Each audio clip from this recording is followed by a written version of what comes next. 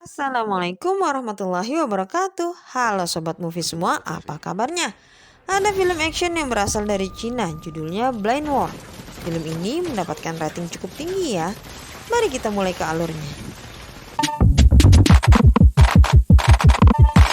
Di pengadilan sedang berlangsung sidang kasus kejahatan internasional yang dilakukan oleh McQueen.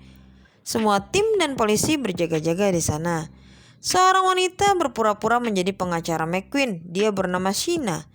Dia hanya mengulur waktu agar bom meledak. Dan ini adalah kekasihnya Sheena. Mereka berdua dan seluruh anak buahnya menyerang orang-orang di pengadilan. Di luar, Kapten Donggu yang mempunyai pendengaran yang tajam, dia mendengar ada bunyi tembakan. Namun tanpa meminta izin dari atasannya, dia menyuruh anak buahnya untuk masuk. Putra McQueen telah menunggunya di luar. Dia bernama Zakun. Sheena dan kekasihnya dibayar untuk membebaskan McQueen. Namun mereka berdua malah membunuhnya. Hal ini disebabkan karena Sheena mempunyai dendam pribadi kepada McQueen dan anak buahnya. Donggu masuk ke dalam dan terjadilah penembakan di sana. Salah satu temannya terluka, dia bernama Yu. Sedangkan dari luar, ada satu mobil menyerang semua petugas yang berjaga-jaga di sana. Hal ini semua telah direncanakan untuk membebaskan McQueen. Zakun mendengar jika Sheena mengkhianatinya. Untungnya mereka cepat keluar dari mobil. Donggu tertipu dengan Sheena yang datang sebagai korban. Dia kemudian menyerang Donggu dari belakang. Donggu berhasil memasuki ruangan sidang. Dengan cekatan dia membunuh semua anak buah Sheena di sana. Tapi sayangnya kekasih Sheena menyandera Yu. Donggu datang untuk menyelamatkannya. Dia bersedia menggantikan temannya untuk menjadi sandera. Donggu membawa sebuah granat yang diletakkan di belakang kepalanya. Dan granat itu meledak di antara mereka berdua.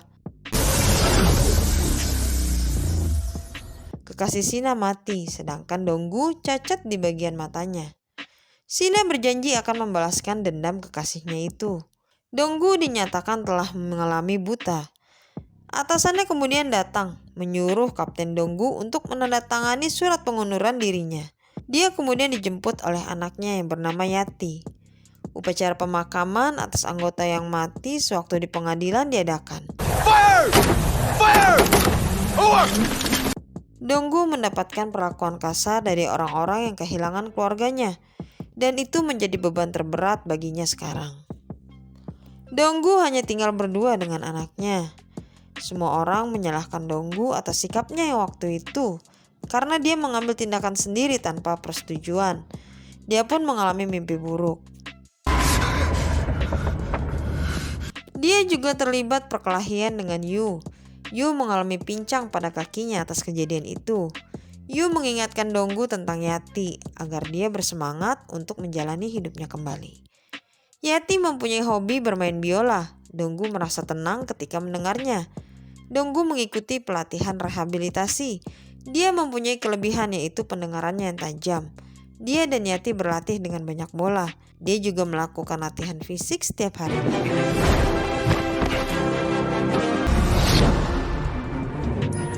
Yati akan mengikuti perlombaan biola dari sekolahnya.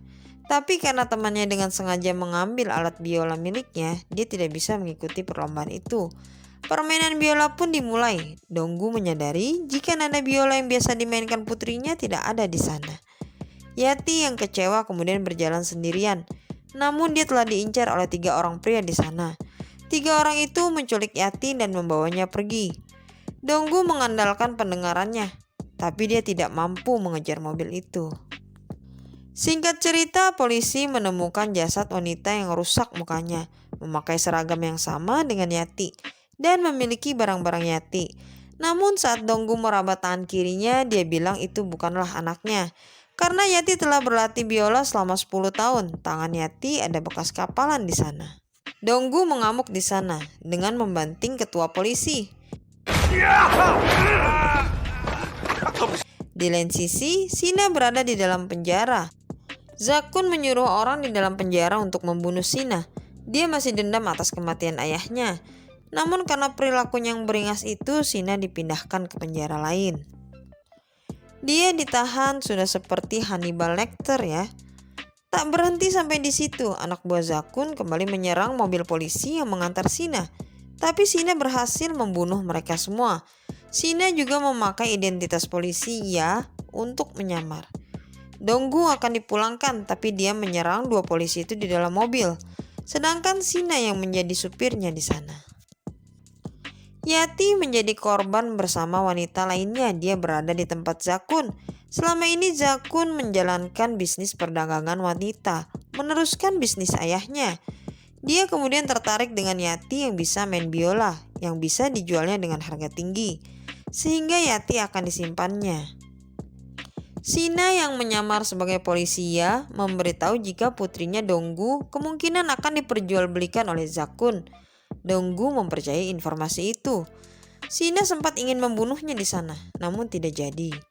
Dia memanfaatkan Donggu untuk membunuh kaki tangan Zakun sehingga dendam Sina terhadap Zakun akan terbalaskan. Dan aksi mereka dimulai dari seseorang yang dikenal dengan nama Raja Naga. Raja Naga bertugas mengumpulkan wanita muda untuk dijual. Singkat cerita, Donggu berhasil masuk ke sarangnya, namun dia tertangkap. Lehernya terikat besi yang tersambung langsung dengan Sina yang tergantung. Bawahnya terdapat akuarium air. Jadi jika Donggu mundur, Sina akan tenggelam. Raja Naga di sini adalah seorang perempuan ya. Donggu dapat menghindari tembakan dari Raja Naga. Zakun menyuruh Yati memainkan biolanya. Dia mempertontonkan Yati di depan para pembelinya. Yati ditawar dengan harga yang tinggi. Yati juga sempat melawan ketika Zakun mendekatinya.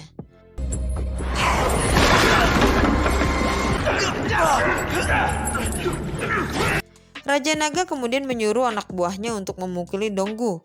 Setiap Donggu kalah, maka nyawa Sina taruhannya. Akhirnya Donggu bangkit dan mulai menghajar mereka satu persatu. Akuarium itu juga dipecahkannya, dan Sina sudah terlepas dari ikatannya. Saatnya Sina membalas Raja Naga. Terjadilah perkelahian antar wanita. Seru dan saling membalas.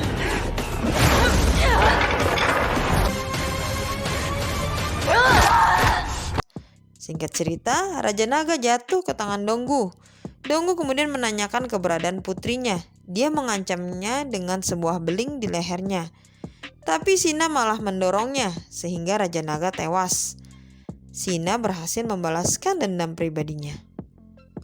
Sina kemudian membawa Donggu ke dalam rumah polisi ya, orang yang dibunuhnya. Di sana dia menyalakan berbagai suara untuk mengganggu Donggu. Dia juga berpura-pura membalut lukanya Donggu. Dia kembali akan membunuh Donggu, tapi tidak jadi lagi. Donggu kemudian menemukan alat komunikasi yang bisa mengirim pesan kepada Yu. Donggu memberitahu keberadaannya, tapi tak lama mereka kedatangan tamu, yaitu Zingang, anak buah Zakun yang lainnya. Donggu kemudian memakai rencananya, yaitu mematikan lampu dan memasang bom di sana. Mereka berlindung di bawah bathtub, tapi Zingang sudah menunggunya di luar. Donggu dan Sina pun berpencar. Donggu menghadapi Zingang yang merupakan seorang petinju, sedangkan Sina membereskan semua anak buahnya Zingang.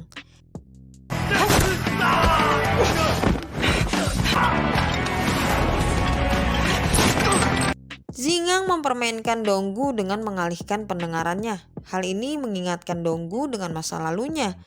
Donggu kemudian bangkit dan membalas perbuatan Zingang. Dia membuat Zingang kalah dengan tekniknya. Sungguh apik adegan di sini ya, Sobat Movie.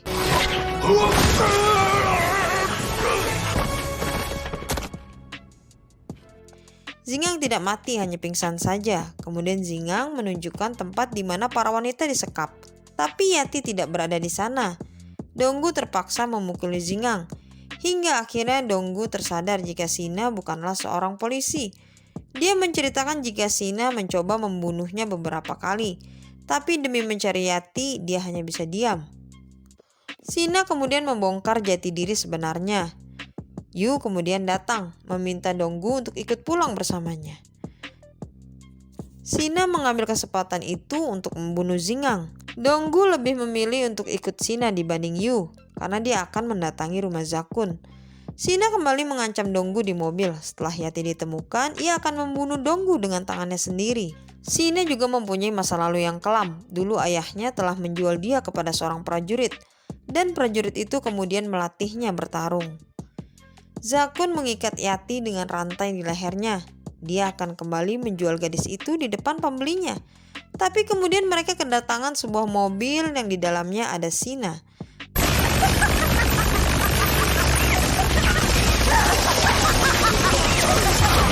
Listrik di rumah Zakun menjadi padam. Donggu melemparkan sebuah bola yang ditangkap oleh Yati. Pertarungan pun terjadi. Donggu dan Sina masuk ke dalam rumah Zakun. Dua orang melawan sebegitu banyaknya orang di sana ya.